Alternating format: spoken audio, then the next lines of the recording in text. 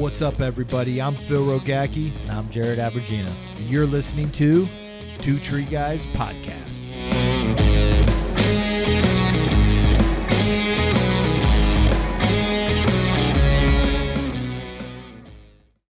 Welcome to the podcast show, Two Tree Guys. Phil Rogacki here, guys. And as always, the wizard, the one, the man. He's growing his beard out, Mr. Jared Abergina. Yeah.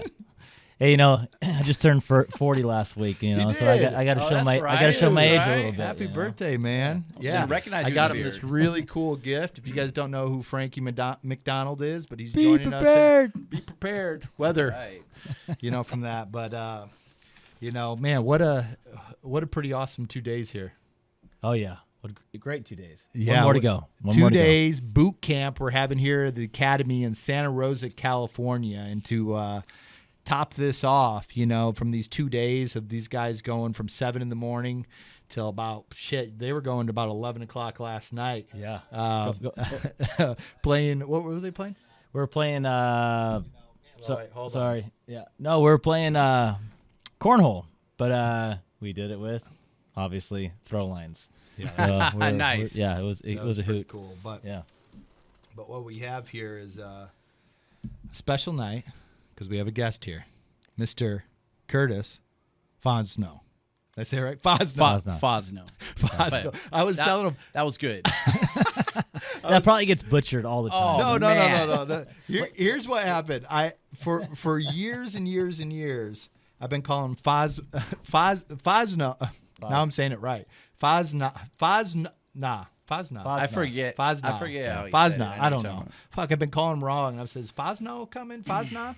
And Perkins was like, what? That ain't how you say his name. I'm like, I've been saying his name like that forever. Freaking fucking Jeremy Tibbetts, son of a bitch. Been calling him wrong the whole time. Man, welcome. I know when we first had this podcast show, your name was on this board, like in our top 5. I said, we got to get Curtis in to come be on this show, man. Well, that flatters me. I thank you guys for having me. I thank you guys for doing this for our industry.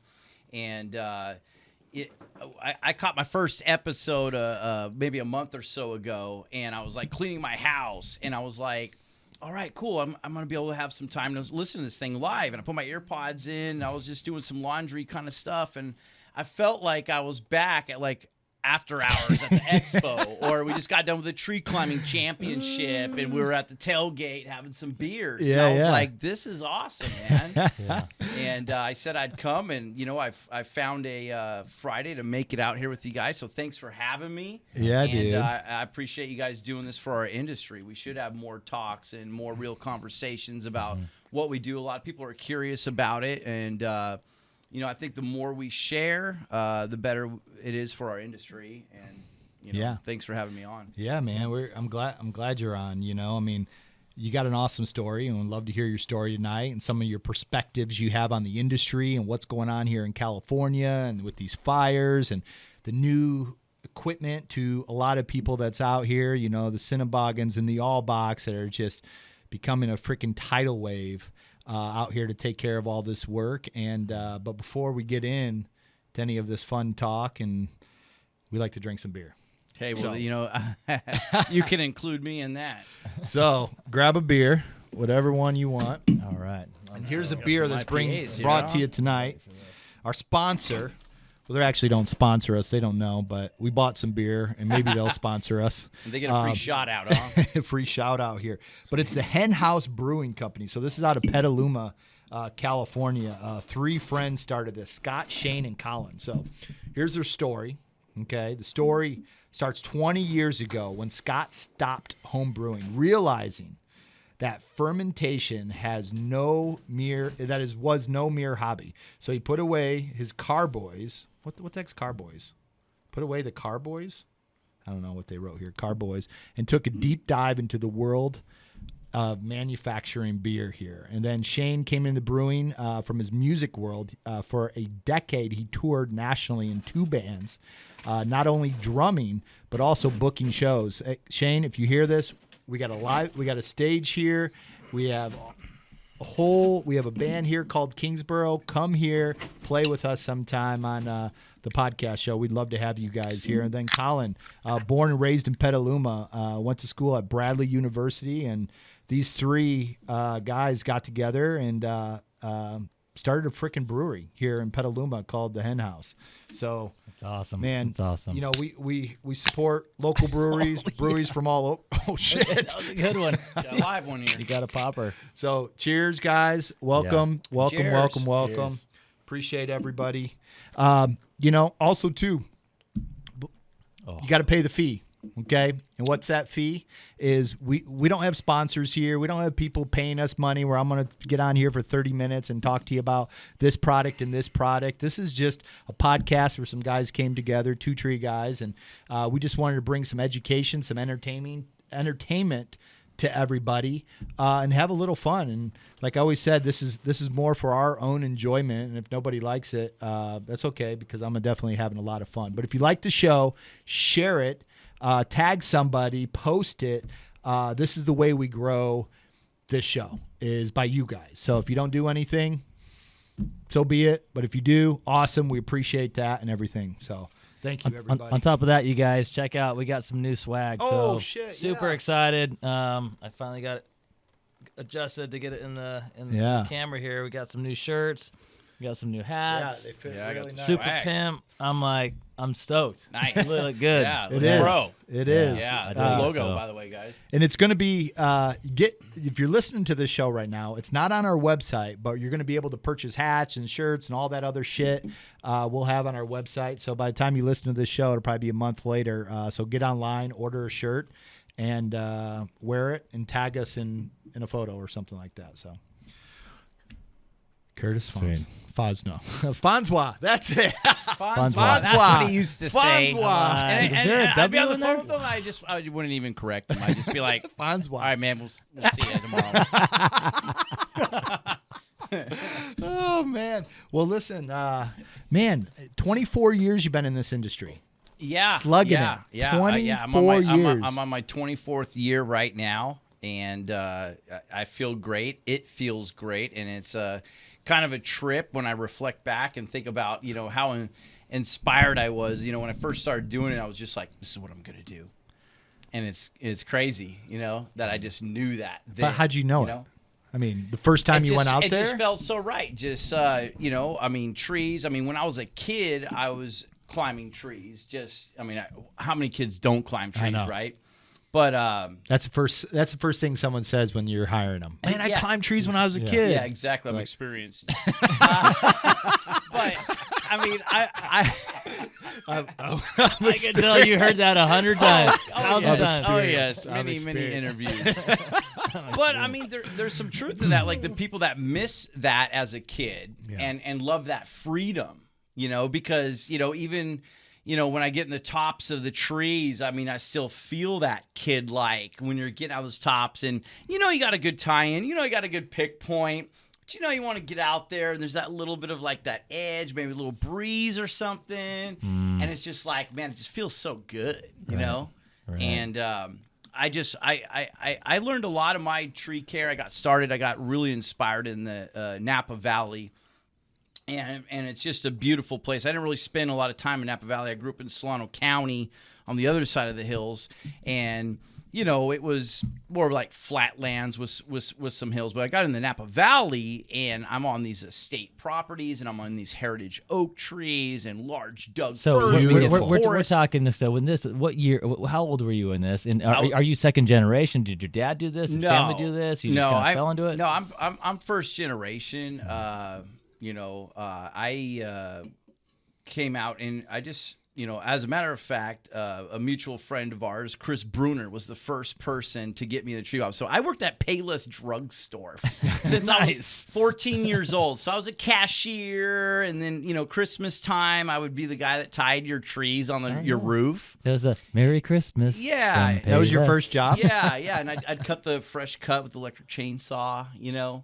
And, 1994, it was 4.25 an hour minimum wage. Oh, man. I would work in the garden center, you know, and then later I got like the dress shirt and the tie with the vest. and I would run the cashiers, the head cashier, and I had the chart. I was in charge of the safe at like 17, 16 years old. Yeah. And I always liked getting on the loudspeaker. Like, attention, Payless shoppers. The time has now reached 6:55. And like I love doing that. It sounds man. like you've been practicing that still. It's done. No, I That was practiced good. it when I was a kid. But there's that, like that radio voice, that you got to do when you're announcing, and I'd have fun with it. 1079 The Panda. That's right. But I've always liked to have fun at work, like take work seriously, like do a great job. But you should have fun because work is life, and so we're hardcore serious doing tree work. That's why we stay alive. But we also have fun, and I just fell in love with it because it was just, I love that edge. I love that serious. I love that, if you lose your focus, you die in tree care. If you lose your focus, you die. And I always enjoyed that. And then I love being outside. I love all the different terrains. I love pruning a large oak tree. I love dropping a 62-inch Douglas fir on a hillside. I love felling. I've seen some of your videos doing that. But I love all the aspects of tree care. I'm lucky to love what I do. I'm lucky that I get to take people in now. It's like, now I'm 41 years old, and there's 18 and 20-year-olds that start working with me, and I'm teaching them some basics, or or getting pissed off because they're doing something stupid. But and I can think back to the foreman that yelled at me. But it's a camaraderie thing. It's a team sport. Tree work's definitely a team sport. I love that part of it. And so I don't know what it was. When I was 18, I was just like, this is what I'm going to do.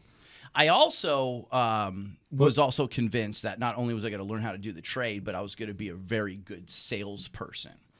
And so a lot of people were like, oh, fucking sales guys, And I understand where that kind of comes from, because some businesses are set up where it's like, this is the salesperson, you're just the tree workers.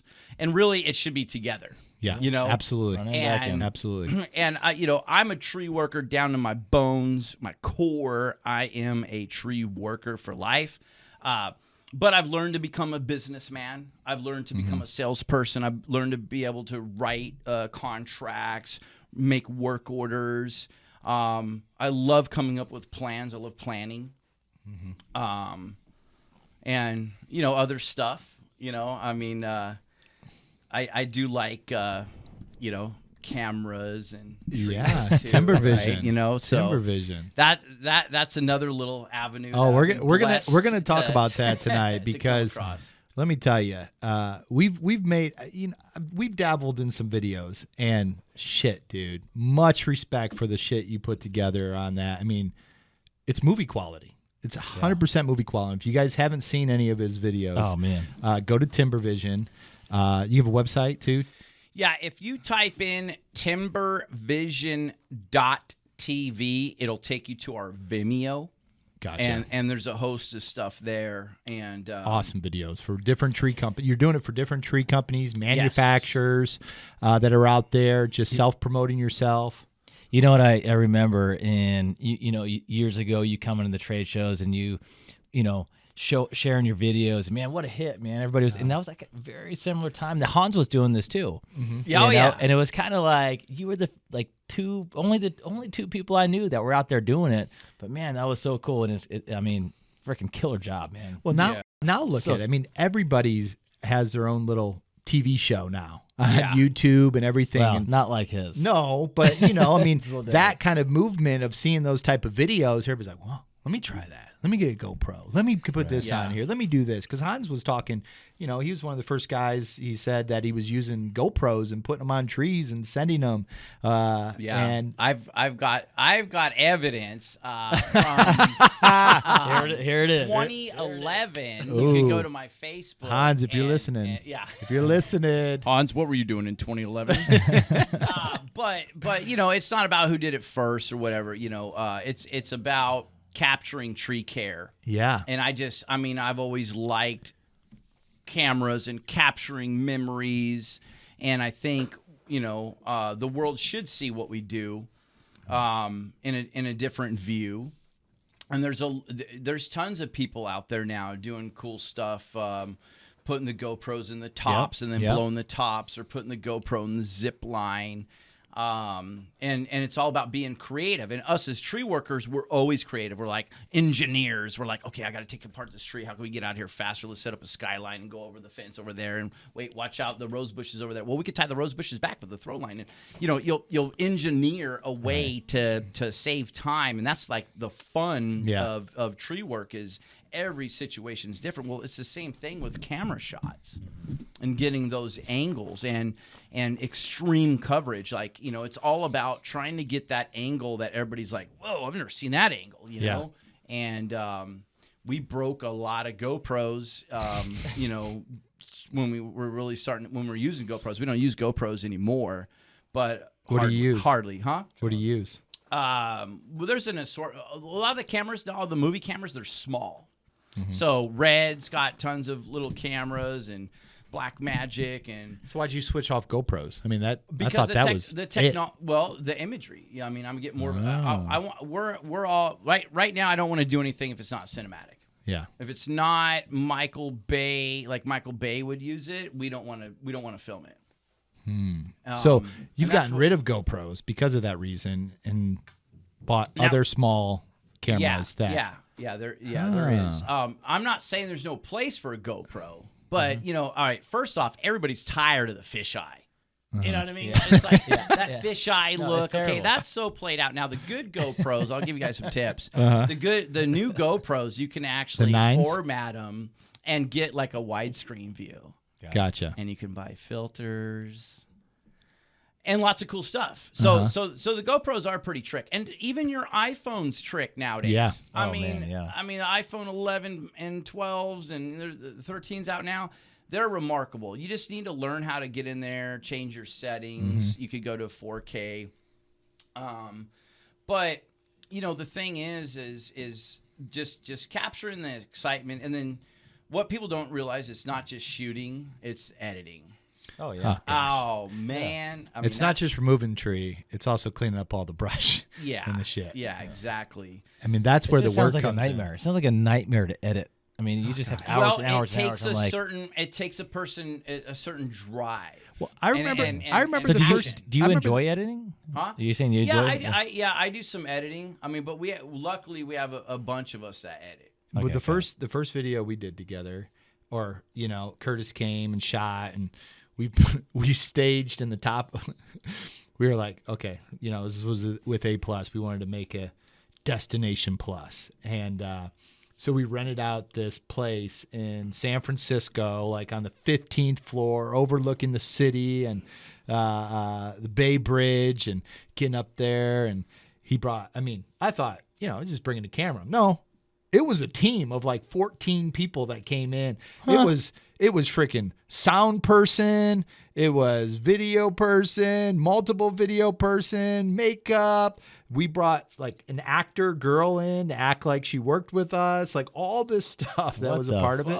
And then we shot in San Francisco. We shot at the Mill. Wow. We had multiple different shots all night long that it went. And Treasure Island. And you're watching all this stuff, and you're just like, okay, what are they going to create? They take some shots, we're doing this. But then when they had the very first, I went over your house, we watched it, and I just was like, holy shit, they pulled all that together and put that, and then we started editing. Well, what if we change this? Can we change this? Can we ramp this up or switch this or this shot? And then next thing you know, I mean, to this day, that video is being played. Does it exist? I mean, can we watch it? It's actually on our Vimeo. Okay. Once again, timbervision.tv. Oh man, it just goes to our Vimeo or whatever. But I still watch it once in a while. But no joke. It was very good. It was totally ahead of its time, and it's the 4-minute cut. And I got to give my whole team. I want to throw a shout out to Jake Crumley. Jake Crumley's been with me since I started really getting into like motion picture level. Mm-hmm. So our story goes all the way back to like the like this VP video. I don't know if anybody ever saw What's on Your Tailgate, but that's like a whole nother story. Gosh. No, you got to tell this story. You got just tell this story. And I can't even air that on our Vimeo or anywhere. I got a cease and desist letter from Husqvarna because they said some of the content was inappropriate. Oh.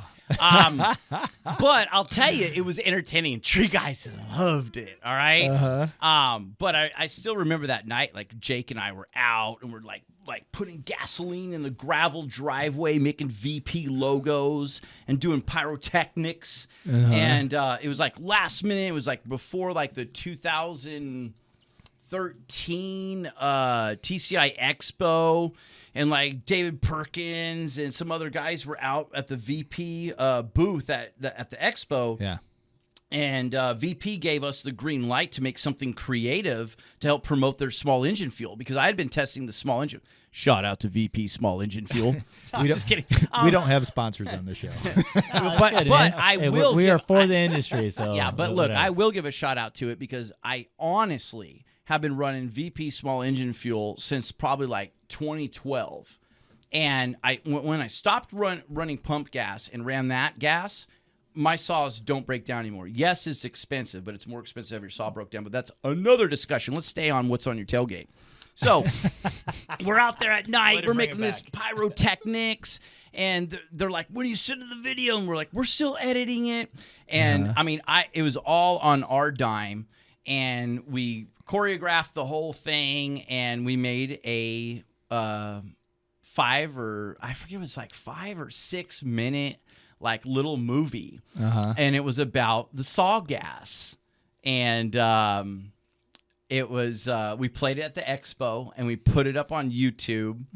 And I heard there was a line for people to get in to stand in front of the VP booth to watch this movie. And everybody's like, what is this? And like nobody was playing videos back then. This was like 2013. It wasn't even that long ago, or maybe it was. That's but not long ago. But you know, after we did that, other manufacturers and vendors were like, oh, that was pretty cool. Like, can you do something for us?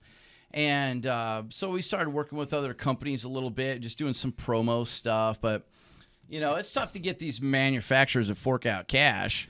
But a lot of manufacturers have like a bad experience. And tree companies, too, they have bad experience hiring media companies because they spend all this money to have the media company come out and they're like, okay, we're going to make a movie for you. Because everybody knows that film and movies work.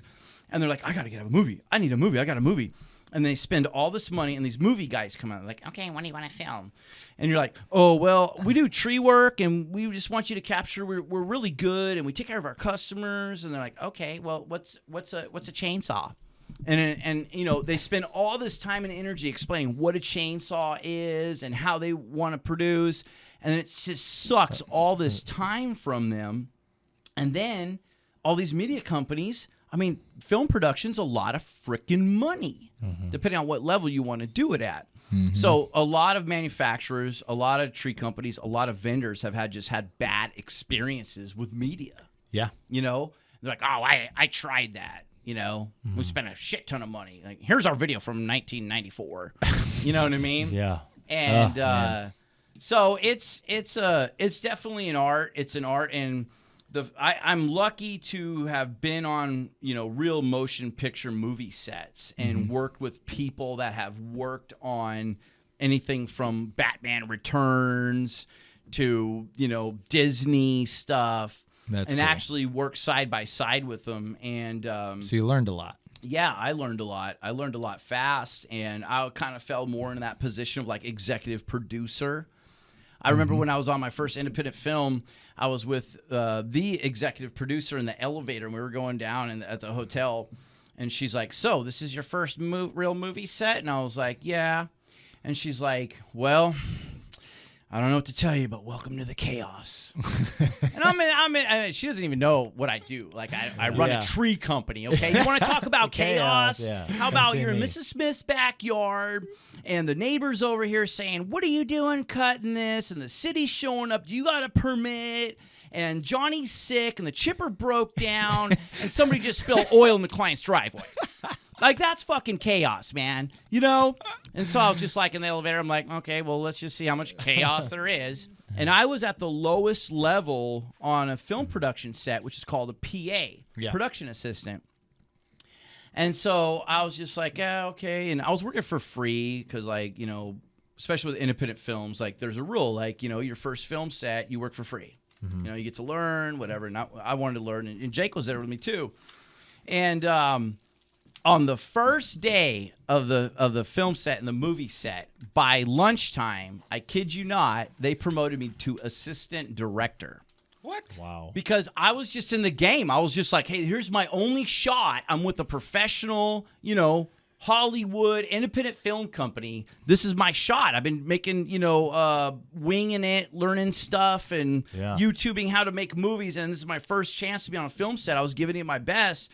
And next thing you know, like, I would see the director wanted to do something, and he was doing something else. We needed to gather the people, and I was just like, hey, guys, come on. He needs you over here. And I just started getting in the game. I'm like, hey, we need this. We need you here. What else do you need? What else do you need? What else do you need? And like, we had, like, the lunch break, and they were like, hey, Curtis, come over here.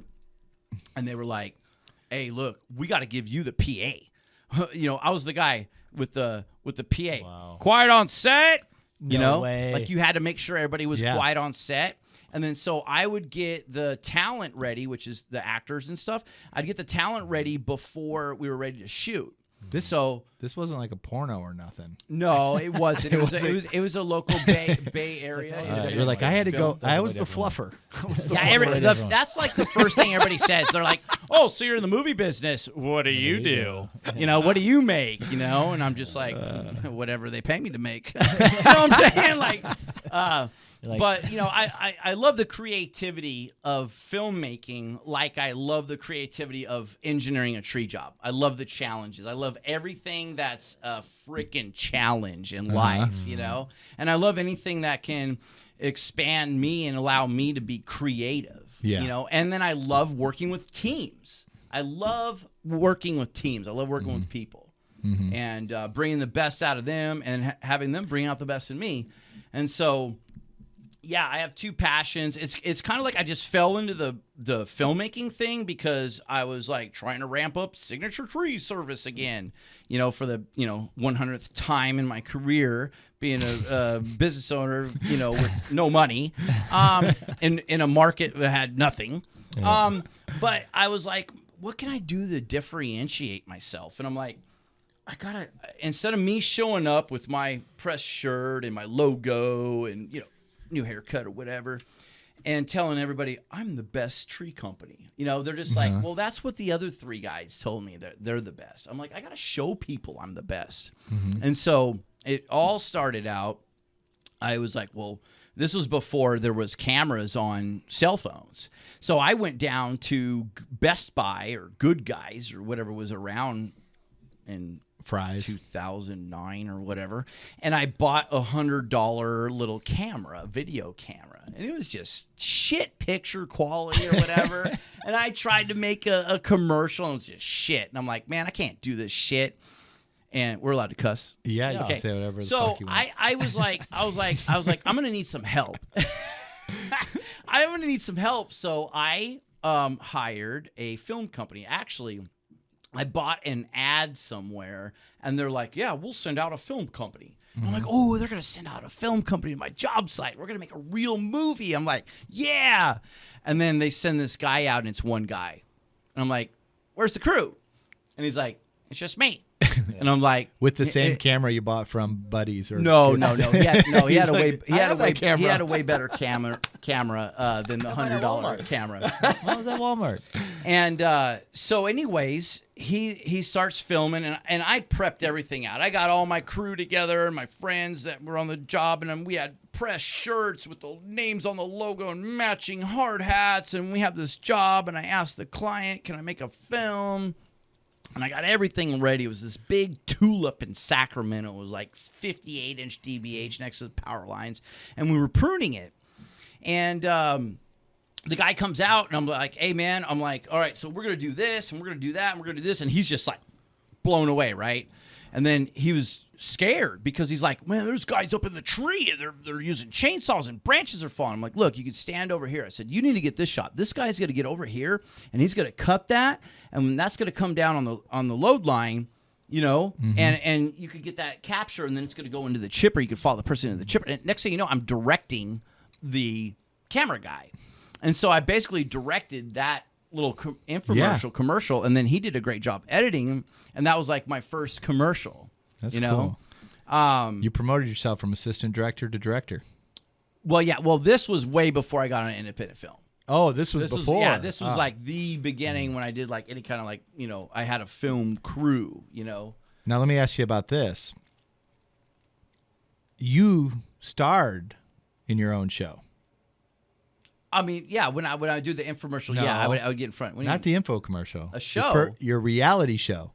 Oh, that's a whole nother story. A whole nother story. Did you Yeah. forget that? Well, I you know I didn't. showed me this reality show, No. and it was a legit reality Yeah. show. Yeah, no. With Perkins in it, with Curtis. It wasn't. It wasn't a. It was never- a pilot. It was a pilot, and it didn't make it. And that's a whole other story. Oh gosh, I got to watch that again. If you get it, please, or just send it to me. 'Cause I'm not sending this to anybody. I don't want No, this to it was leak good. out. I have a copy. It was good. Of It was like I have a copy of it, and so that story is when we were doing the YouTube. I started building like a YouTube channel, and these people in Hollywood that pitched reality shows, they saw our little YouTube chain when I was making the commercials that helped promote my business. Because let me tell you, after I made that first commercial I was telling you about for my company, all of a sudden I would go to houses and I'd be like, oh, removal backyard, black walnut. And I'd go in the back and I'm like, shit, power lines. I'm like, shit, no access. I'm like, shit, 58-inch DBH black walnut. Probably has hella metal in it.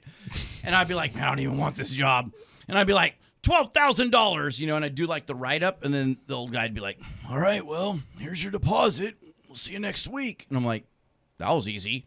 And then and then we would do the job, and we're doing the job, and the guy would tell my ground crew, would be like, yep, we didn't even get another bid.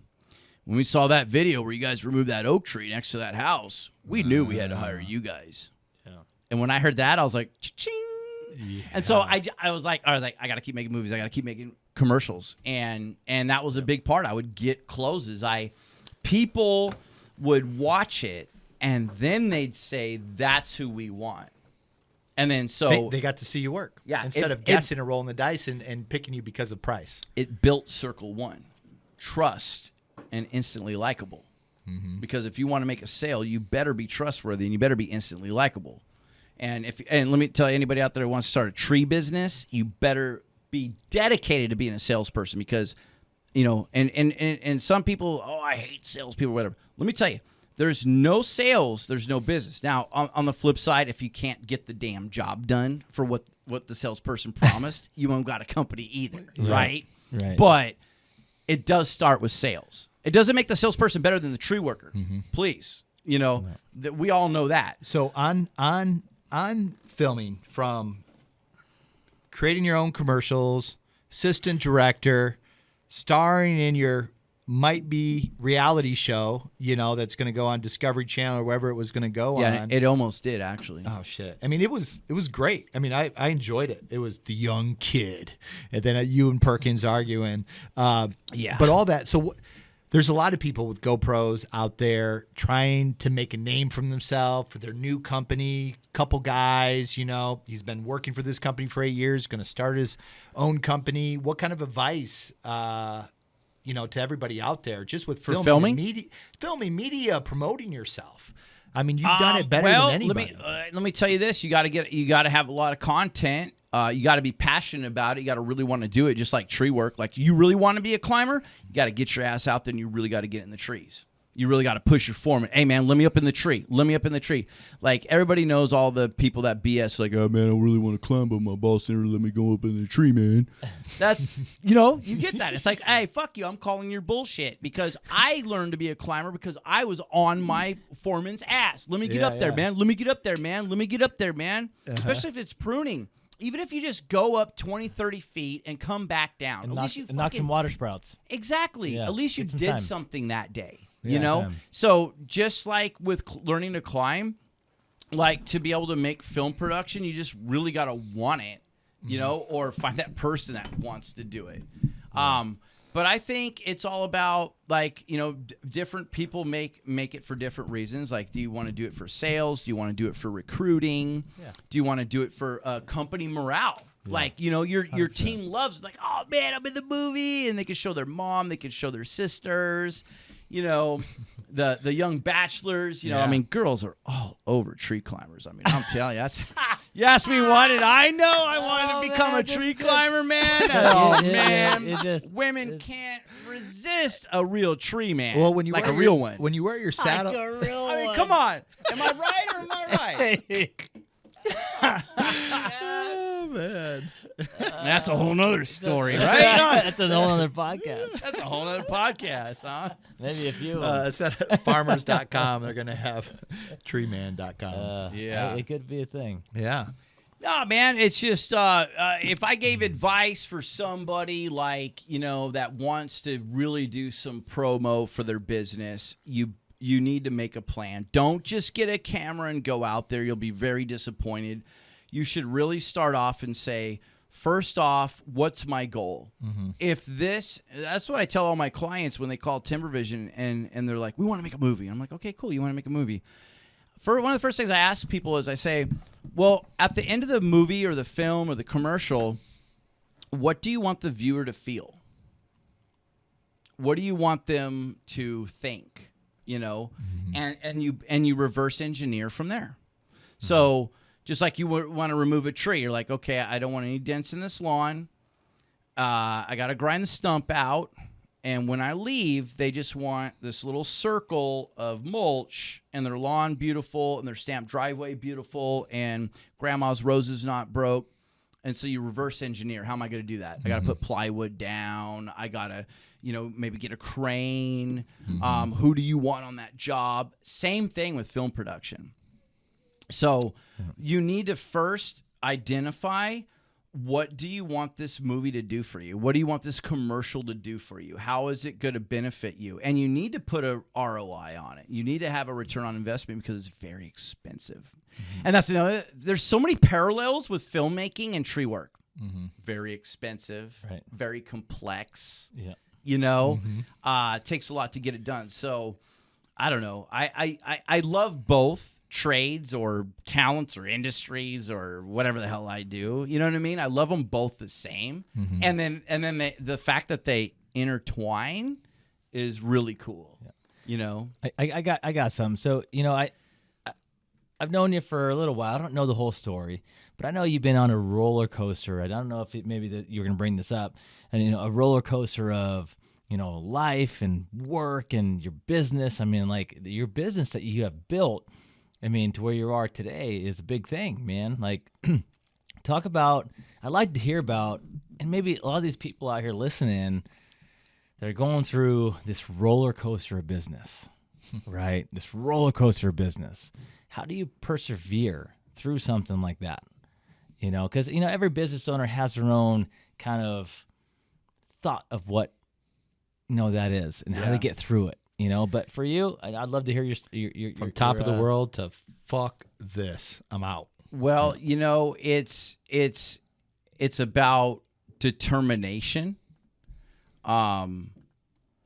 It's you know, I think when you get into business for yourself, the start of it is one thing, and you don't know what it's like to be in business for yourself until you're there. No one can tell you. Now, later you can relate with people that are other business owners, right? So I talk to other business owners, and I love talking to the OGs that got 40 years on me, 30 years on me, 20 years on me, 10 years on me, and we can relate to stuff that you can't really explain, but it's like so many sleepless nights. And then it depends, like, are you starting off with a really good business plan and you're highly versed and you got a master's degree in business and you watched your uncle do a business, or are you just like a tree guy that's pretty good with side jobs and you're like, how do we keep this thing going? Because my boss is a fucking asshole. Yeah. Now, and you go and you make that. The funny thing is, it's so. I mean, you're spot on. No, it's fucking true, man. Like, fuck you, boss. You pay me $220 a day after fucking taxes. I could go do my neighbor's tree for $1,800 fucking bucks. Yeah. But then you learn real quick. Yeah. Where's that next $1,800 job, and then the next $1,800 job? You know. Mm-hmm. But you know, you just got to find out if it's for you, because really, there's so much money to be made in the tree care business, especially in 2021 on the West Coast, that you could really punish yourself for a long time and make a lot less money than finding a company that has a vision and mission and direction that you could hop on that train and add value. Because I don't give a shit what anybody says. You're just making excuses. If you're at a company and you're not making the money you want to make after putting in some work, then you're not adding enough value and getting the owner's attention.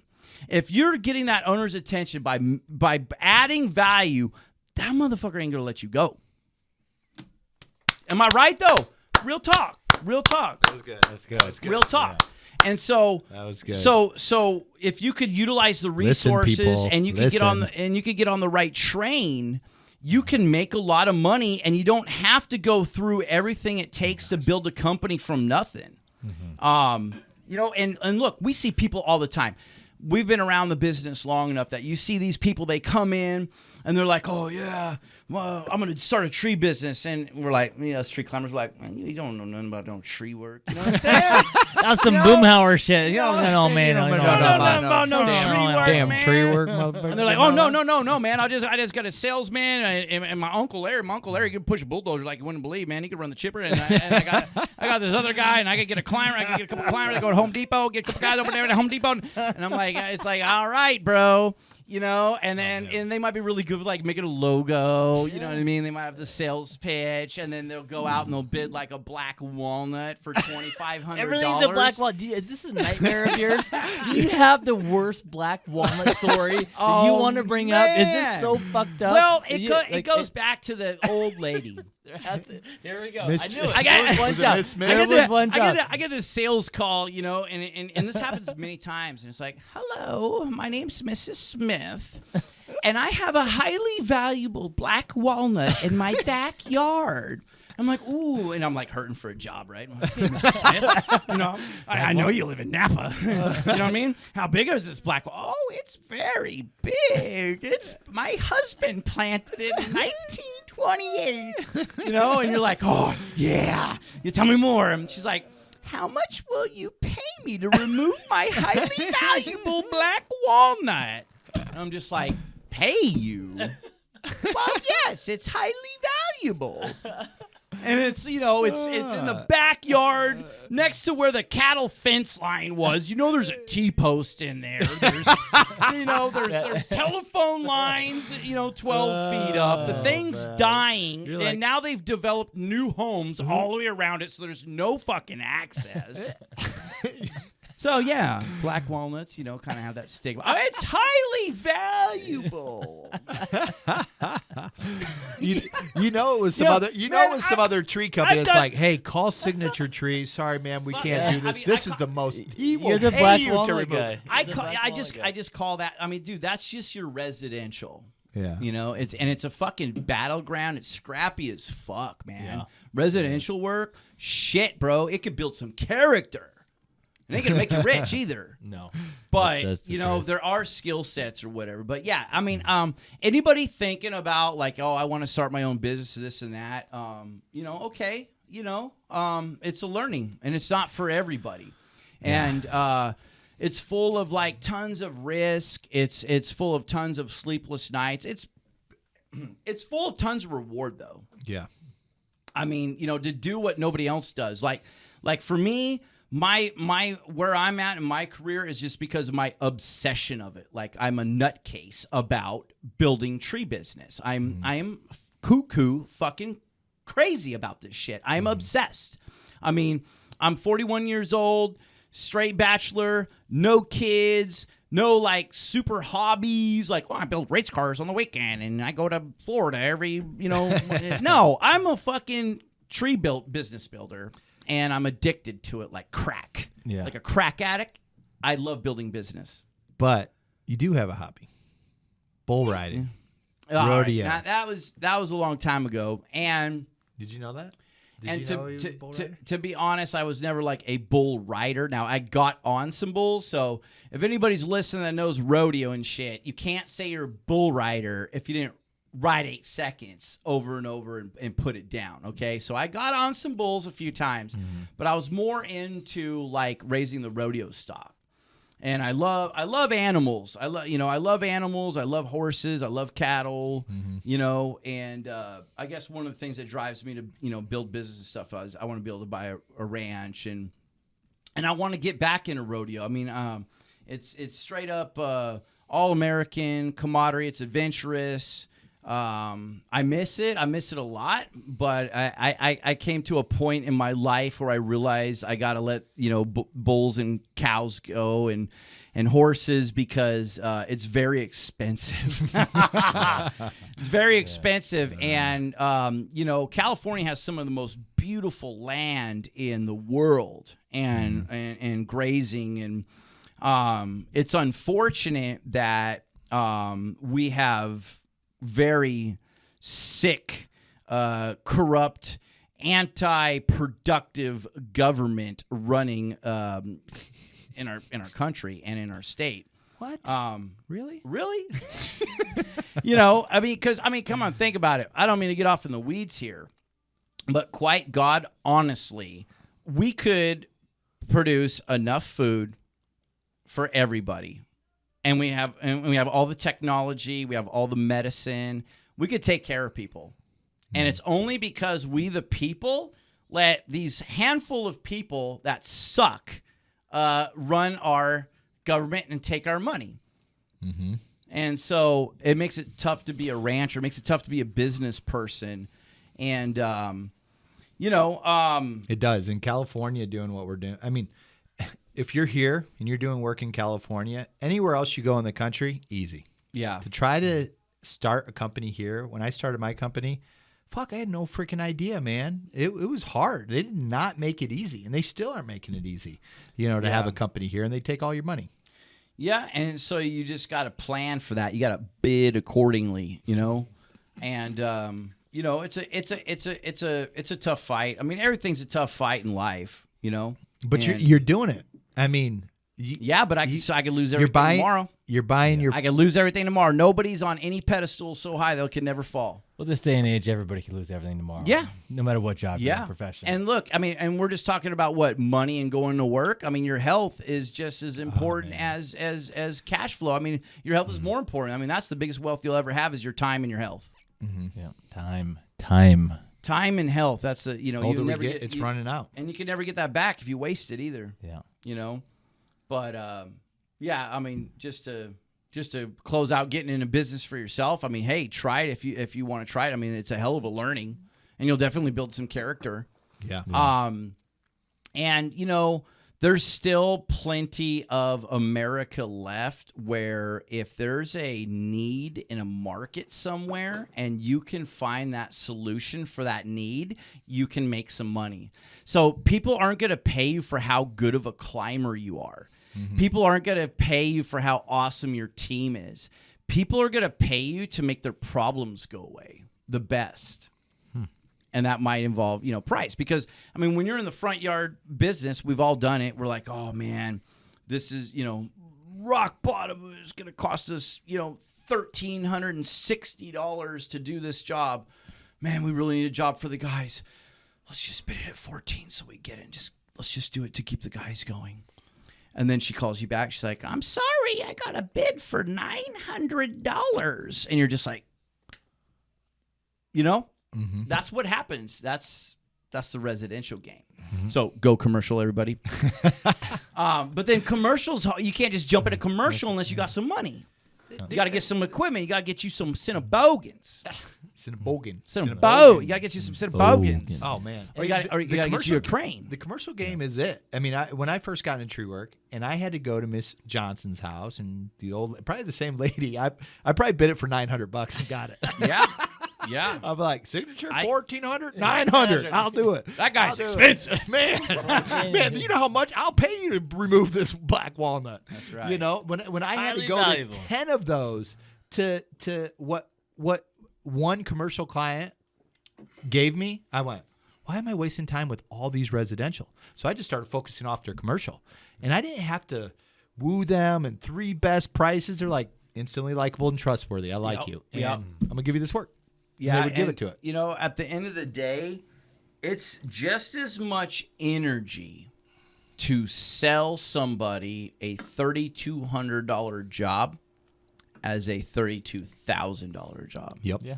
You still got to go out there. You still got to have the relationship. You still got to lay down the plan. You still got to weed off the competitors. And then you got to go do the job. And then you got to collect the money and you got to make sure everything's satisfied. And it's like, that is a shit ton of work. And a lot of people just don't understand that. You know, managing client expectations.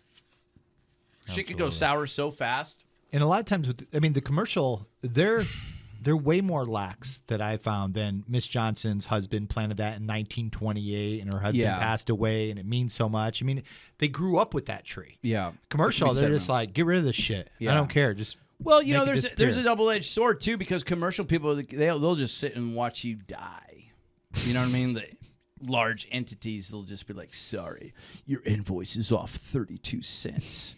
You'll have to meet the next pay cycle next month." And it's like, but it's a $50,000 job, and I got to pay my guys. They're like, "You heard our policy, and you signed the contract." And they will just You watch suck. you. Yeah, and they will just watch you die. They're They don't give and a die. shit. It's corporate. You know what I mean? Oh, God. But what I love and what I miss, you know, when he and- says and, that, you know how many stories just start flashback, and I'm like, oh, just doom, doom. I'm like, yeah, oh, fuck, Yeah, I hate you. I hate you. I still hate you. and it's like, you know, residential people. I mean, they're the ones that'll come out and they're like, "Oh, here's your check. You're not even done yet."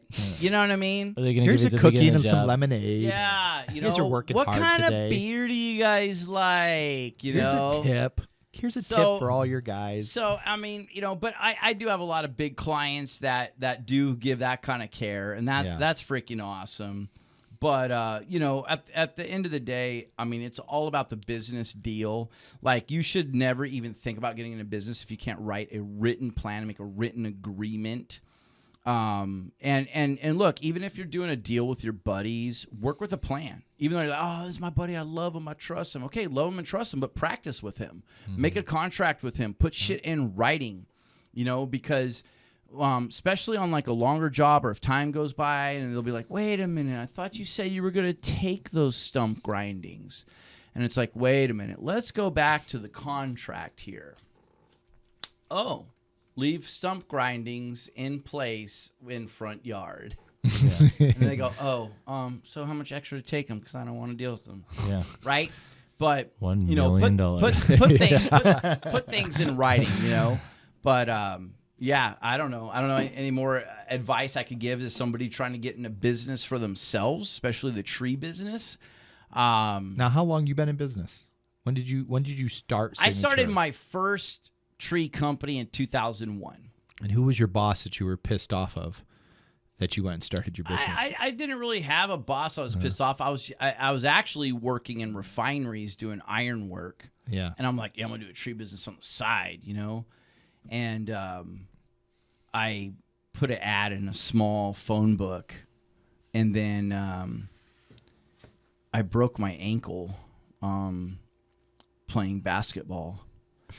And I called the ad agency when I was actually in the hospital with my broken ankle. And I was like, "Hey, dude, you need to cancel that fucking ad, dude." I got medical bills I'm coming. 21 years old, and I just broke my fucking ankle, dude. And they're like, "Curtis, the 50,000 copies have already gone to print." And I'm like, "Oh, shit," you know? And I'm like, I'm 21 years old. Phone starts ringing. What, yeah, He's like, I'm like, what the fuck am I gonna do? You know? well, you're And- booked up for 6 months. I'm booked up for 6 months. That's my next schedule to come No, see you. I just started showing up on crutches. Uh-huh. Okay, so here's a new company. Now, back then, we didn't have Google and Yelp and all that bullshit. We had phone books. So if you were like, "Yeah, let's see who's who in this market area," you'd go for the phone book, right? and the top dog always had the big ad, right? And then you have the guys with the half a page and the third page, and then you get your little, quarter pages, and you could just see who's who in the market just opening a phone book. And so this was a little private for the city only, because a lot of times it'd just be the area code and it'd be the big fat yellow pages. Well, this was like a tiny little specialty book, and it was just for the town of Vacaville, and I took a full page ad, and they let me make payments, And so I was tripping, and I was like, man. How much did that cost back then, a full page ad? I think it was like $800 a month. Holy shit. Something. Really? Yeah, but I was. But that's how people shopped. Yeah. The phone book. Yeah, and I just was going to do it on the side, right? While I worked at the refineries, and just see where that went. But now that my ankle was broken, I was getting calls. I'm like, I got to show up at the job, because I did every job. I was side job Bob to the fullest. I started my shit off with a pickup truck and plywood sideboards. He's not talking about you, Bob. It's okay, Bob. And I would just do side jobs, and then I would put the branches in the back of the truck, and then I'd take the chainsaw and go yang yang yang. We called it mulche. And we would chop all the little branches into little tiny little pieces. Then we put another layer of branches in, and and then it would just stack up. But the ad came out, and I started getting calls, and I was like, I knew that if I was like, sorry, I can't make it, or whatever, that was my shot at having a business. So here I would go out, the brand new company. Everybody's like, we never heard of you guys before. I mean, I always got that. And then they're like, what happened to you? Did you fall out of a tree? Because I'm showing up. And then, at the ripe young age of 21, I look freaking young. You know what I mean? And so they're like, do you have any experience? So I had all those challenges, right? Yeah. And I think that probably ended up helping me to have to start signature tree service, but you on had crutches. You had a choice to make. Luckily the ad went out and pushed you, because you would have canceled it. Yeah, things could have been different. Today. If they called and said, "Well, you sure, Curtis, we could cancel," I would have canceled it, and who knows, I'd even be sitting here right now. Isn't it crazy? That is the kinda little crazy. things in life and the little decisions that push you over, and it just shows. Fucking just keep going. No matter what. And you've shown that over the years. Ups, downs, you just kept going. You kept going. You kept going to where you are now. Yeah. And these estates and these Cinnabogans and all this equipment that you have and you're running. And here's something that I just heard. And tell me if this is true or not. Okay. You've never had a Workman's Comp claim. Well, I don't really like to talk about that. Okay. Okay. 24 freaking years. Own your own business. Okay. I've all right. Technically, I have had a claim, but they've never amounted to anything. I mean, it just shows. Yeah. But things happen in the industry. I mean, look, and look. I mean, yes, it has to do with me. I mean, people hate me. Some people hate me. They're like, man, that Curtis guy always wants to know everything I'm doing, and blah blah blah blah blah. And I understand that, but for me, like, the most important thing is, like, I just don't want to live with anybody getting hurt on my job sites, and I like, it's not about them liking me or not liking me. It's not about anything else but keeping these people safe. And I think it's also luck, because there's people probably better than me at leading people to stay safe, and they've had bad Workman's Comp claims because it was just like luck or whatever. So I'm not going to say if you act a certain way, you could, never have a real, Workman's Comp claim, but it is a hell of a commitment, man. It's a hell of a commitment, and it's a hell of a thing to demand that, out of people. So what are some especially of the things, for a low wage job? Like, what are some of the things you're doing to demand that? What are some things that you feel that your company's doing different, or the commitment that you've made, or the policies or the procedures, or just the culture you've created? Never be afraid to inspect what you expect. When you know, I mean, you can't get on your high horse because you're starting to have eight people and 3 crews, and you know, think you're gonna go golfing and, you know, not show back up, dude. Like your knowledge, you're like, you know, us real tree people and business owners have the best bullshit sniffers, and we also have gut instincts, and you can't ignore those. You can't ever turn your back on those gut instincts because you'll have that guy, you're like, man, this guy sounds too good to be true. And then you go to the job site, and it's the first couple of days, like, oh, man, that guy's really good at felling trees. Damn. And then you're like, man, he said he could climb. Oh, fuck, I just saw him climb. Man, that guy's good. But in the back of your mind, you're like, man, what is it about this guy? There's something. Have you had those guys? Do you know what I'm talking about, Jared? I know what you're talking about. But It's like the first time I met Jared. and it's like great There's attitude, something up great with this attitude. guy. And then you ask your guys, hey, man, what about that new super climber we just hired? Oh, man, he's cool. And you could tell your crew's just, Hesitant. yeah, he's cool, man. I'm like, any red flags? Anything wrong with this guy? Anything suspicious? Anything, you know? No, he's cool, man. You know, you have to inspect what you expect out of these people, and you better watch out who you hand the keys to. You know, and don't get greedy, man. I mean, everybody's like, oh, man, I got all this work I get out of these guys. This guy said he could bring all his guys. And next thing you know, you're another tree company shit show. And man, that greed will come back and sting you in your fucking ass. So it's tough, man. It's tough to weigh out, you know. I mean, this whole thing is risk versus reward. Mm-hmm. From blowing a top in a dead tree that you got to rig. Man, I really want to get out of these spikes. Yeah. You know, just take this whole top third. Yeah. Yeah. You know? And you're like, man, what did that root collar look like? You know, it's risk versus reward. Ah, man, I better go up there. Yeah. I better go up there and piece that bitch out. Yeah. You know, I mean, but same thing though, running crews. Yeah. Mm-hmm. And to stay safe, man, it's leadership. Leadership's And- everything. And people will rub back on you, man. Yeah. Because they're badasses. Badass climber, man. And I don't need you to tell me how to do my job. I do 35 removals a week for you, man. You know, and they'll try to punk you, dude. Yeah. They'll try to punk you, and you know, you'll find out that your best guys respect that you're protecting that brand. Yeah. You know, but it's a thin line though, man, and you can't always blame the badass climber either, because you might say, oh man, I got one of these other badass climbers with these bad habits and bad attitude. Well, that guy's been through 45 shitty ass bosses. Yeah.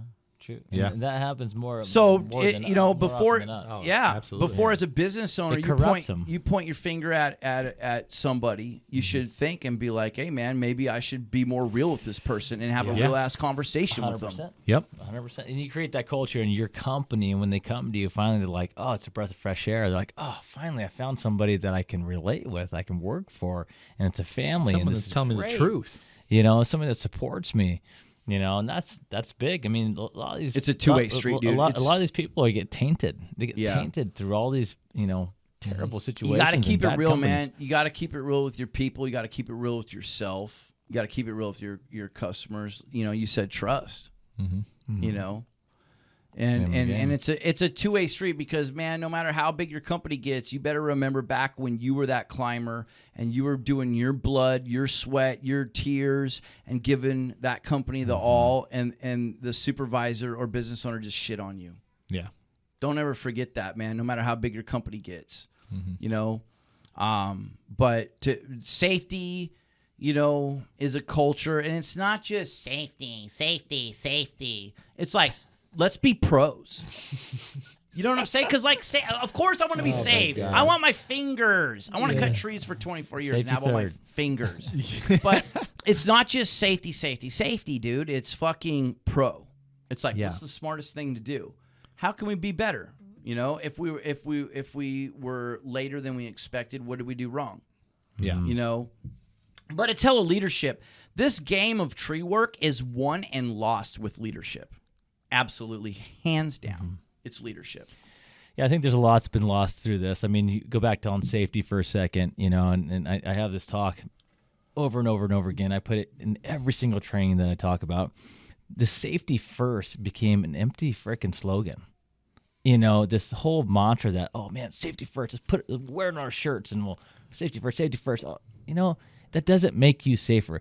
The fact that people believe that these companies or there's somebody responsible for their safety more than themselves, it's fake. Nobody's more responsible for your safety than yourself. Yeah. Right? And we need to get these people to realize that hey, I need to be safe. I am personally responsible for my safety. I need to be better. I need to take the responsibility upon myself to be better, to do my job for this company. Yeah. Because that's my job. It's my profession. And having full control of what your action is, what you're doing. Like, look at this. I reach into the bucket. I pull out the beer. I make sure I'm holding the beer properly. And then I go over like this, and I crack the tab. And then I take a drink. I'm not dropping my beer. I'm not spilling it. I'm not opening it sideways. I'm focused on my actions. And I'm in control of opening and drinking this beer. From Hen House Brewing Company in Sonoma County, California. But that's where the safety is. Not just saying, hey, be safe. I'm safe when I drink my beer. I'm safe when I open my beer. Safety first, opening the beer. I'm controlling what I'm doing. And you can control how you take apart a tree. You can control how you lead your crew. And so I used to always say, like, some of the best tree workers are control freaks. Oh, like absolutely. I got issues. I got issues. But you're not going to let somebody get hurt. You're not going to let something get broken. Yeah. And to go back to what I was saying earlier, you can do everything right, man, and things could happen. Yeah.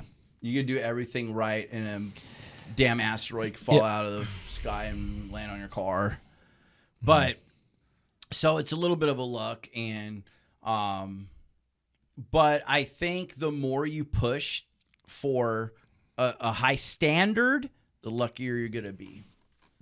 So this is a big topic for me, so I gotta intervene for a quick second. Absolutely. I truly believe, and you look back on, these historical events of accidents or incidences that occur.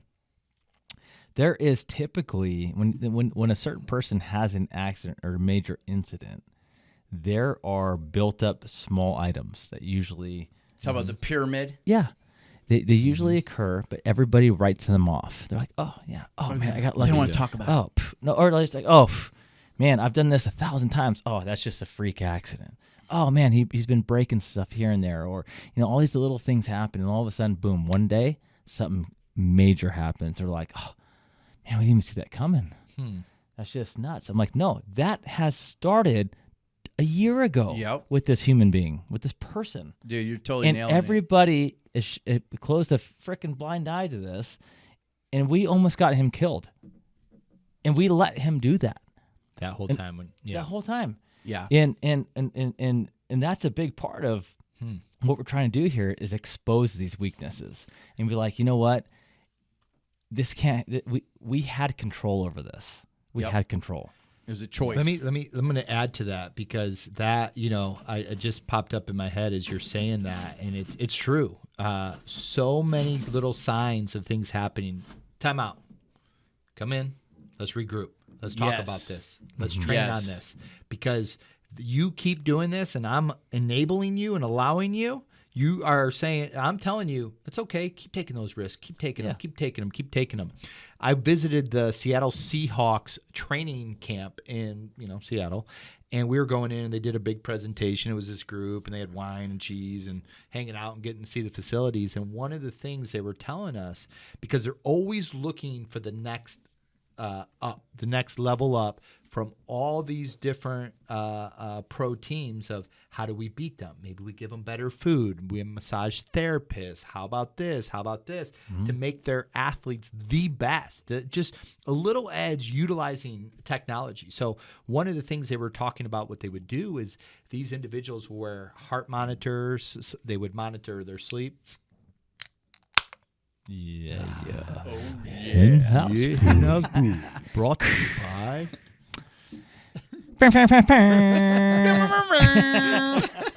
You're getting it. You're not there yet. You'll get it. You'll get it. Don't worry. All right. We got That was some his time first here. one. Oh, he's mad now. He's like, oh yeah. He's like, you dang it, calling I'm practicing that.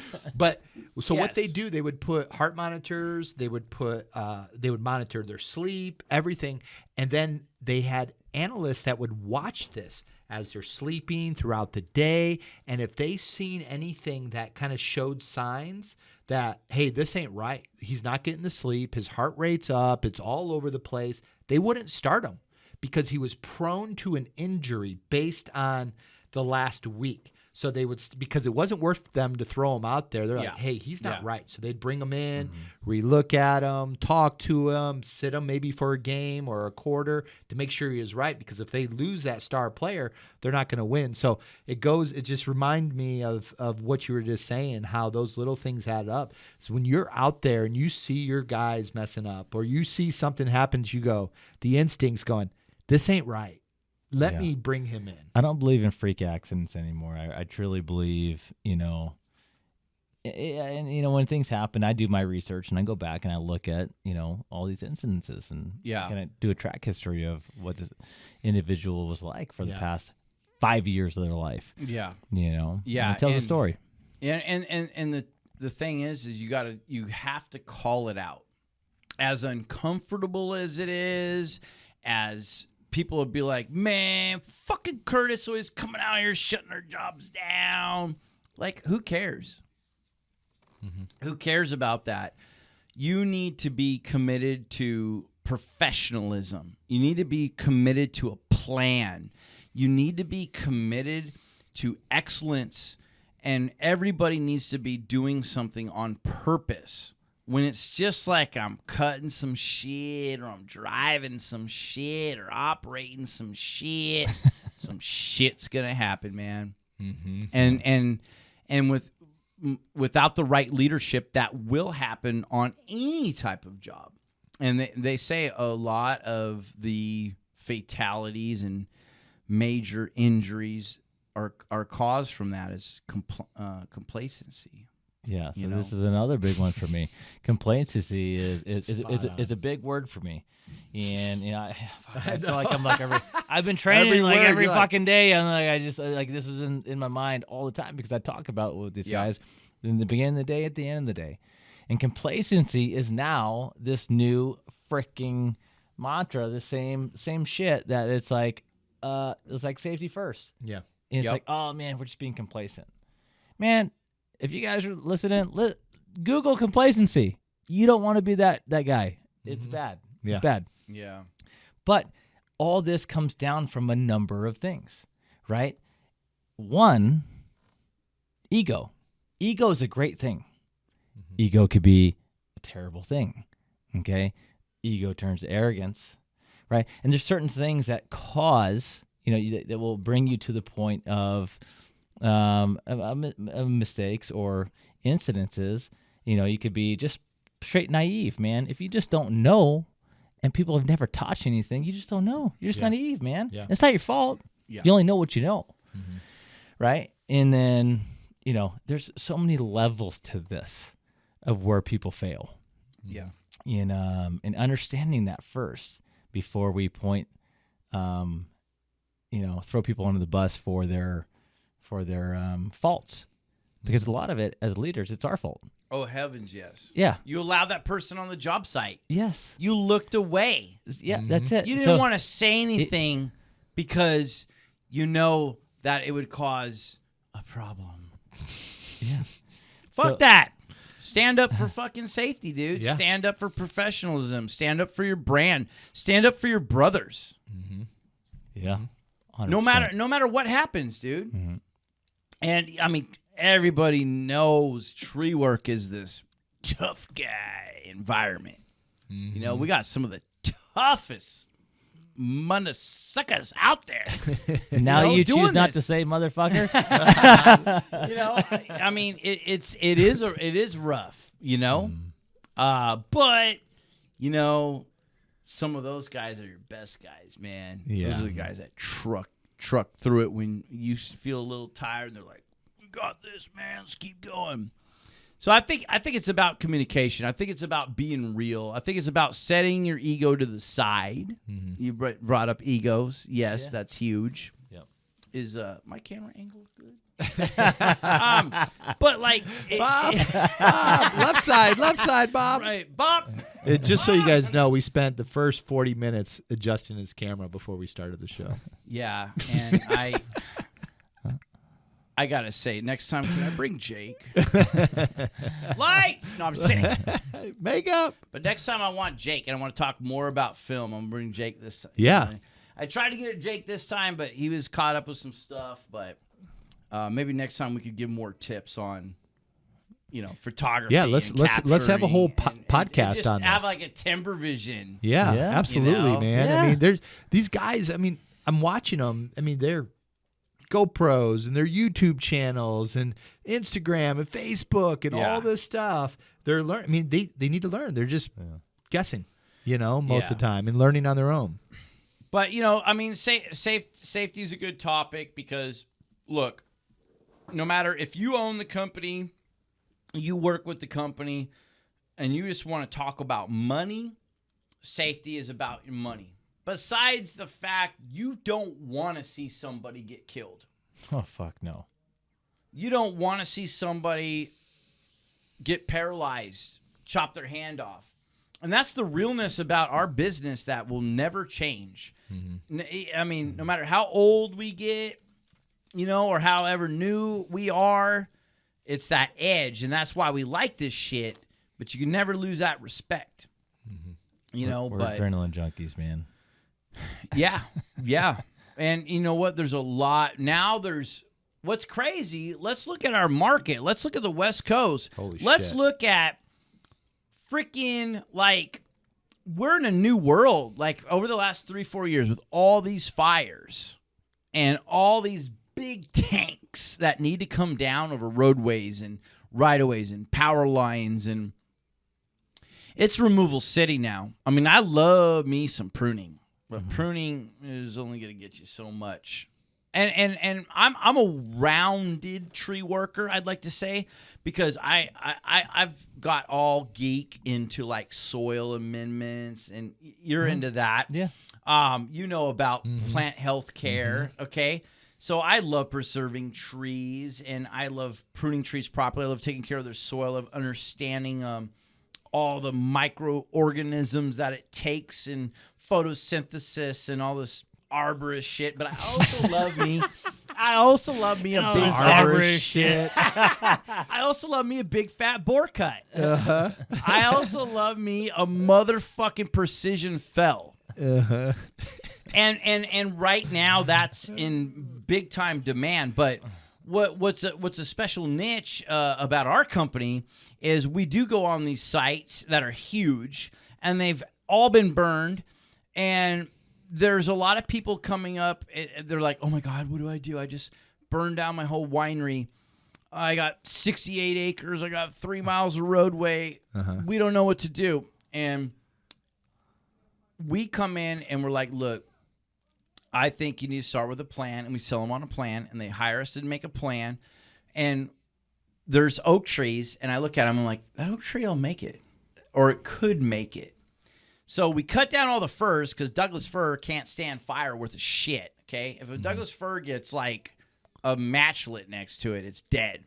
Redwoods always come back. But to identify what trees could make it adds value to certain customers. Yeah. And I'd kind of say that's like the signature niche, you know? Yeah. Is like, especially because in St. Helena, all this stuff burnt down. And I was able to go in there and, like, we're a strong enough force that will do 10,000 removals. But we'll stop and say, we should protect that tree because when all these other trees are gone, that tree could be standing alone, and you'll have a tree. Yeah. When the competitor's like, we're not gonna nitpick, and we're coming in with our equipment and we're gonna clear everything, you know. Well, that Miss Johnson's happy to you because she's like, my husband planted that in 1928, Curtis. You know, at the end of the day, you just have to identify what the customer wants. Yeah. Some customers don't give a shit or whatever, but you know, from safety to starting your own business, you know, at the end of the day, and if you work for another company, or look, if you're just a climber and you're working at a company and you're like, how do I advance myself? Mm-hmm. I would pay attention to sales because some of the highest paid people in our business are sales. Absolutely. And how better could you sell something, lead it, and deliver than understanding the work? Mm-hmm. And that's why I always stayed committed to learning the work, because when I know the work inside out, I could sell it the best, lead it the best. Mm-hmm.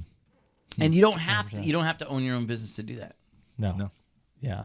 This day and age, I mean, you almost recommend people not to do that.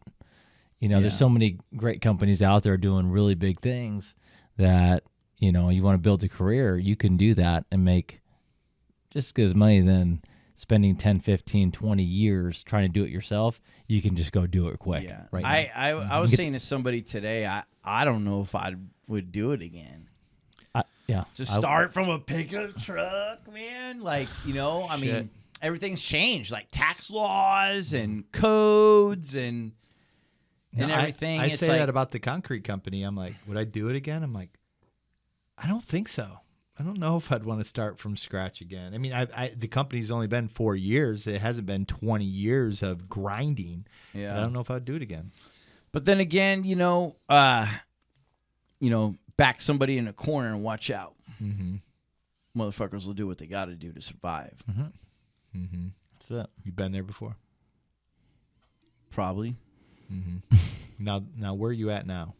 Let's talk about your business. Where am I at now? Today. We're cruising along. We got a nice little outfit. We got a little fleet of equipment now. You got some big equipment. Yeah, we got some. Call it little equipment. I mean, we're investing in the Cinnabogans and the whole tree. How many chippers. Cinnabogans do you have? We've got 3 with the 4th one on the way. Which one's your favorite? I love them all.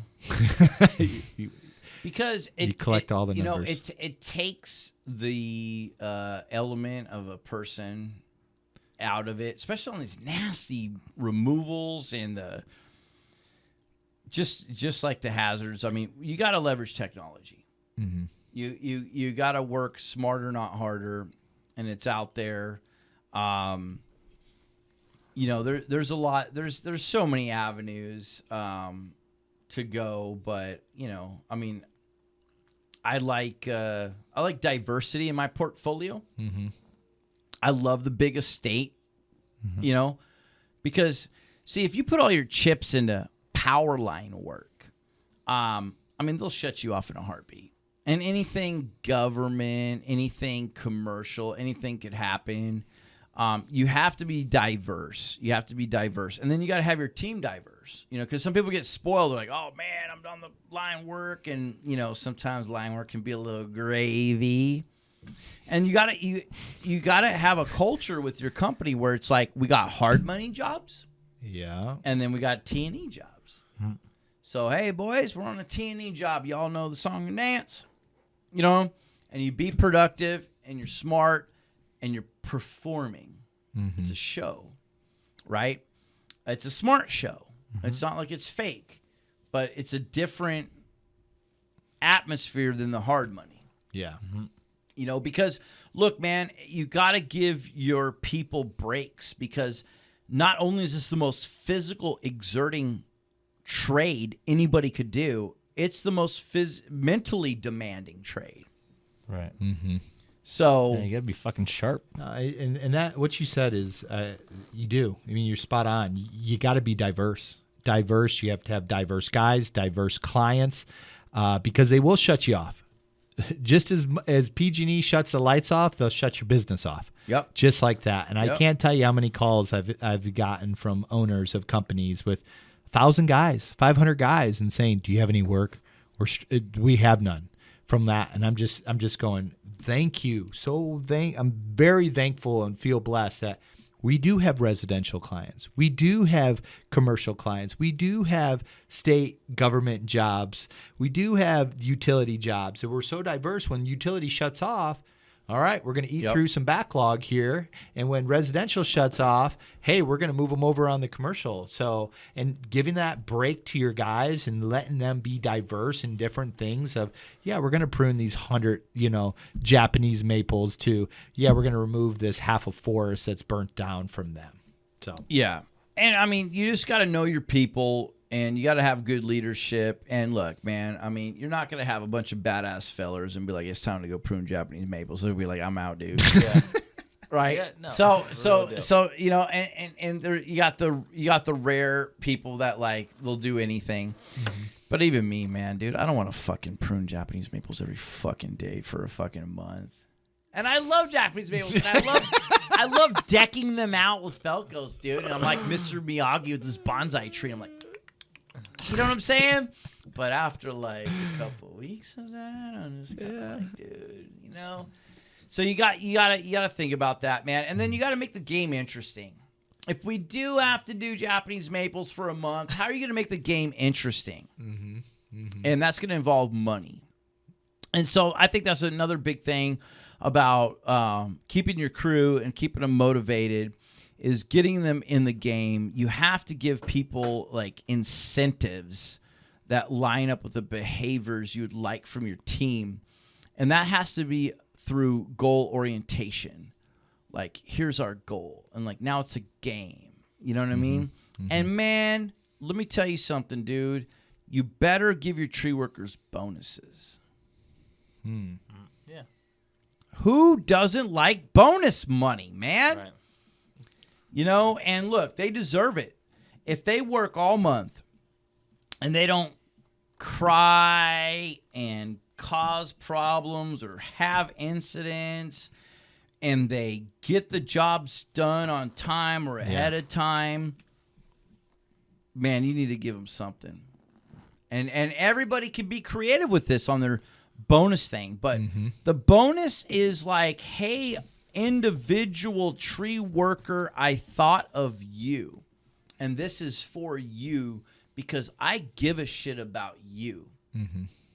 And I think that's where a lot of companies miss is they get too high on their little pedestal and they forget how much that tree worker is everything to the company. Little bonus money. And so when I initiated bonus money to the team, it changed. We went from an 8-week backlog to we have no work tomorrow when the bonus money came in because they ate through the work. They're like, oh, I don't have to spend 5 days on this. I can actually get this done in 3 days. Oh, I'm going to get bigger bonuses. Okay, let's speed it up. Yeah. Let's be more efficient. Let's take our time. Let's create a plan. Hey, can I get this extra piece of equipment to come in? Hey, I just need 2 more guys and I can finish this instead of 10 days in 6 days. Right. And all of a sudden they become mathematicians and they're like, okay, calculate this, divide by that. Okay, here's how we're going to do it. And then it was great. And then the best part about that, it pushes the rest of the company, and that's how it grew. Right? Because what happens is you start working through all that workload so quick. What happens to sales? You need influx. You need more sales. You need to sell. Hire more people. Boom. You start selling more. What's the next thing you know? More trucks, more crew. Yep. Then, right? And you could just watch this. I'm looking back from the back and seeing this all happen. I'm like, this is how you build a company. Like, firsthand. The sales go. One has to drive the other. It doesn't matter if this drives this or this drives this. But you have to have an influx in something to push the other. Something has to push the other. You have to if you have a fucking workload that's a year out or 6 months out or 3 months out, guess what? Your sales team's killing it, and your crews are not keeping up. Yeah, and the sales so you teams need will so you back need so down you need so you because need of more that. crews. So if you get more crews, right, and if you have too many crews and not enough sales, guess what? You got to push sales. It's a competition. I mean, I tried when I was leading my sales team, I tried to drown the production. I was like, okay, you better keep up, guys. You better keep up. And we would sell. And I'm like, yeah. But as soon as they got such a backlog, like 8 to 10 to 12 weeks, all of a sudden, just naturally, you just went, well, I can't really sell too much more because I can't tell my clients we're for. Then all of a sudden, they hired more guys, more equipment. Then I started puckering and going, oh shit, we're only a week out. Sell. So it keeps going back and forth and back and forth like that. Yeah. And That's bonus why you money wanna sell and removals. commission, and it's getting everybody driving towards the same carrot. And I've said this before, and you'll hear me say it 1,000 times. When the production team is aligned with the same vision, mission, and carrot, the sales team is aligned with the exact same vision, mission, and carrot, and the ownership and the company is aligned with the same thing. When one wins, they all win, and one loses, they all lose. From that, everybody's driving and working together rather than looking at the sales and saying, they make all their commission. That's the only reason why they're fucking doing this. And the production team saying that, and the sales is like, well, they're just slowing down. They're trying to hurt my commission. Get them all aligned together, doing it with the same focus, and things start happening. And that's where the leadership has to come in, man. You know, Mm-hmm. you got to have that constant story reporter. You know, someone needs to come out here and let everybody know what the hell's going on. Because if you don't let your people know what's going on, they're going to start making up their own idea of what's going on. And that could go bad. Yeah. It's more likely to go bad than to go good. So, you know, daily meetings. I mean, my company, we do opening meetings and we do closeout meetings every day. And we pay for that. We shut her down early. We work 10s. I work 10s every day. We do work 6 10s. We've been on 6 10s for 18 months. And every morning right now, because we're in wintertime, and we might push it out another hour, but we start at 5:30, and at 5:40, like clockwork, the meeting starts. The morning meeting starts. And every day, like clockwork, 3:40 closeout meeting starts. And it's everybody involved. Spanish, English, it don't matter. You're there and you're present and you contribute to that meeting. And, you know, it's what's our mission? Where are we at? Where are we going? And everybody's involved. Nobody's allowed to text. Nobody's allowed to be in the shitter. You're at that freaking meeting and the leader is running it. And then you have your other leaders too. Like somebody owns that meeting, but your other leaders chime in, and it's 100% engagement. Are you with me? In the morning and in the evening. And it's the best investment I've ever made. Yeah. You've given I've if you look in my notebook here, right? I have, you know, I write down notes for individuals and things they say, and, you know, just talking points, because my memory, I'll forget it in about 5 seconds. Yeah. On some things. If you don't write it down, forget I it. write them all down. And on the side here, I got of quotes and things you said, star, of just good shit. I mean, just good stuff that you've given to everybody tonight. And, you know, I usually, I kind of wrap up a little bit and ask them just like, what's your wisdom to the people listening, you know, in business and tree work. And you've given so many nuggets tonight, so many different talking points. You know, if you lose your focus, you die. Yeah. Simple. No sugarcoat. Find me a Lose tree your worker that focus, you says die. that's not true. You know, time and health is wealth. You know, time and health is your wealth for that. People are going to pay you to make their problems go away. Talking about that. Never being afraid to inspect what you expect. Tell them the story, or they make up their own freaking story. Don't get greedy. Best tree workers are control freaks, and give tree workers some bonus money from that. So I know you've shared, you know, there's so much to your story that it's part 2, part 3, part 4 of the podcast over the years. And then the biography comes out to everybody, and then the movie comes out. So Hollywood, if you're listening, hire this guy, get him as a star on your show. And man, you got to post your reality show out there. I don't know if you've ever posted it or it's out there. I don't own it. So you can't post it. Maybe. I like to leave it for private meetings and straight entertainment. Oh, man, I love it. But dude, we make our new reality show every day, man. We do. Every day is a new reality show. Every day is a new triumph. Every day is a new win. You know? Like, I don't wake up in the morning and put my boots on to go out there and get an L. It's wins, dude. Every day it's a win. Oh, 100%. You know? And that's what you have to share with everybody. And you should, even outside of work, man, your girlfriend or your family or whatever, it's like, hey, dude, let's go for wins. Let's not talk about L's. Yeah. The world's full of negativity, man. Lots of it. Man, I love fighting back negativity and blocking it. I just love being positive, man. You know, and it's tough, man. When shit hits the fan, it's tough to be positive. But here's the thing. You're still alive. You're still breathing air. You know, if you're here, then it's possible. If you haven't quit, you can win. The day you quit, it's over. Yeah. Don't ever quit. Yeah. That gave me goosebumps. That was good. It's the truth. It's straight, raw truth. Yeah. Well, man, I appreciate you coming on the show and sharing some of this wisdom in 24 years of ups and downs in the business and, you know, leveraging technology, leveraging the film, bringing that into our industry and making it freaking cool and being kind of a pioneer to that out there and drinking some cold beers with us, man. Yeah, it's been fun, and you know, it was great to catch up with you guys, man. It's been I've been on the grind last couple of years, man. I haven't been out nowhere. I mean, you know, I'm excited about this expo coming up. I don't know about you guys. Oh, shit. Oh, shit. You know?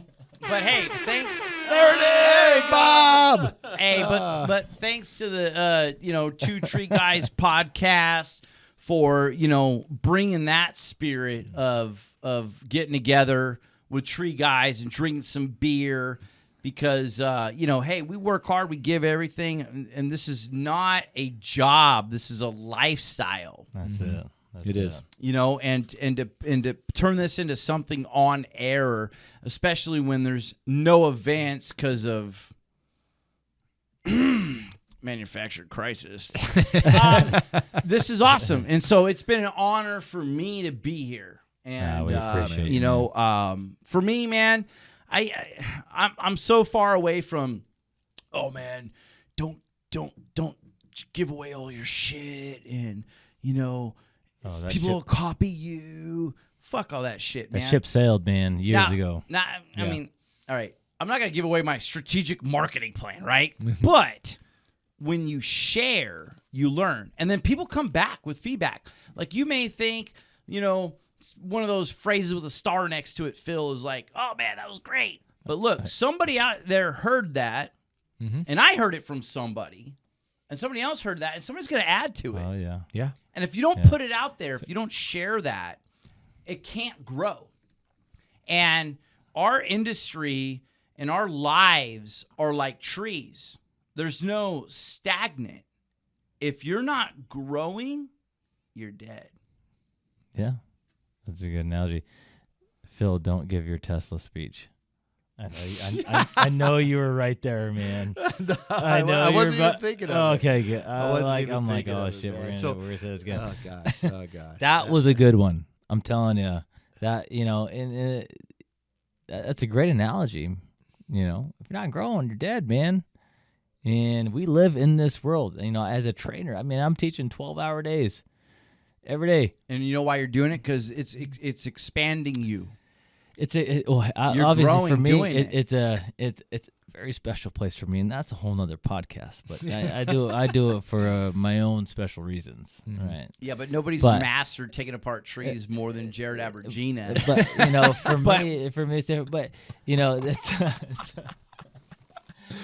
there is, man. It's fuck, man. I already lost where I was at. It was good though. Wherever you're going, it was good. It was good. It was good. Yeah. No, I think you were adding to the fact that sharing with others and training is how when we feel like tapped out, like, man, I don't know if I could fell a tree more on that cone or get out on that tip or make that SRT more efficient. And you're just like, you feel like there's nobody else to show you anything. And everybody's like, oh, I learned from you. But then when you start showing and sharing with others and you see how they learn, you pick up from that, and that helps you grow. Like we always say on the show, it's give back, man. Give back to our industry. The people that said don't share your good shit. It's why our industry hasn't expanded like it should have been, and it takes people like you, people like Jared, to give back. All that knowledge and information you have, it needs to go to the next generation and help expand our industry more and more. Guys like you that start taking GoPros and videos and cinematography and putting us all together. Now you got everybody is in their own show, and everybody's with the freaking GoPro because of one person that decided to step outside the bounds, to take the full page ad out in the yellow page book. Then everybody starts seeing that and starts doing that. So we do as an industry and as individuals give back, share with somebody. Be that positive mindset. Don't be negative. Stop bringing people down to make our industry better. Oh, I just remembered. That's what I was meant to say. Oh, that was it. Thanks for bailing them out. Yeah, you're welcome. Yeah. You're welcome. So how does everybody get a hold of you? Instagram, Facebook. I mean, your company website. I mean, I'm sure people have 1,000 questions, and we're going to stay on and answer some questions here. But I have an Instagram. I'm not like super involved as much as some people might think. I got like 718 followers right on my Instagram, but. It's my name, Curtis_Fosnaugh, but I don't know. I mean, the best thing really is like my website, signaturetreesolutions.com. There's rather if you have a tree or employment opportunity or something, but, I'm not the free advice hotline. Don't freaking call me. In other words, I just gave this big speech about giving back. You're like, anyways, if you have a question and you need help, don't get me wrong. Don't call me. Don't get me wrong, but I don't know, man. I just, you know what? If you're in the business and you're in the industry, I'm going to be back on Two Tree Guys. So stay tuned to Two Tree Guys if you want to learn more. There we go. There we go. That's a good one. Again, brother, man, appreciate you being on the show, man. Cheers. Too good. I mean, we didn't even open the can of worms yet, and I think this is like, I can't wait to have you back. I just can't wait to have you back. No, I mean, there's just so much more to this. Yeah, there is a lot more. Yeah, there is a lot more because you're going to bring your video, and we're actually going to play your video. No, I love to just help people in the industry because, like I said, I get tenfold back. Yeah. So rather if it's marketing, sales, leadership, safety, felling, climbing, equipment operation, equipment maintenance, soil. I mean, I don't know. There's probably like a bunch more things. Yeah. This is my life. Yeah. This is my life. Yeah. This is good. It's good, man. It's good. I'm so stoked you came. I really appreciate you, man. It's awesome, really good man. catching up. I haven't seen you in a long time, man. Yeah, so I know, man. This is a really good catch up for me. Gosh, an hour goes so quick. Huh. It goes so quick, man. We could be here We're for like 4 an hours. hour and a half. Are we really? Yeah, we're an hour and a half. So we could sit here for 4 hours and do this. Well, how many beers we got left? We got a lot. Sorry. So everybody, man, listen, man. Appreciate you being on the show again. Thank you, Curtis, for being here. If you liked the show, you loved it, share it, tag somebody, post it. If you want any swag, go on our website and everything. But help us spread the word and go out there and share with somebody today. So we appreciate everybody. We love you. And till next time, part 2 with Mr. Curtis Fosnaugh. No. Fosnaugh. Fosnaugh. All right, brother. Appreciate it. See you guys.